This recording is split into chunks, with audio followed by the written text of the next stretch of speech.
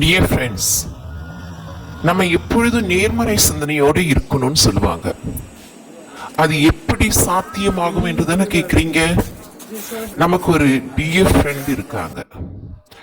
நம்ம நல்லா செழிப்பா செல்வத்தோடையும் வளமையோடையும் இருக்கும்போது நம்ம கூட ஒட்டிக்கிட்டுருவாங்க. ஆனா நம்ம தாழ்ந்து போகும்போது நம்மளை விட்டு போயிடுவாங்க. நம்ம என்ன நினைக்கணும்னா, சரி நாயே நம்மளை விட்டு போயிட்டா அப்படின்னு நினைக்க கூடாது. மாறா என்ன நினைக்கணும், நான் மீண்டும் வளருவேன், வளரும் போது என் ஃப்ரெண்டு என் கூட வருவா, என் கூட மீண்டும் ஃப்ரெண்டா இருப்பா அப்படின்னு நினைக்கணும்.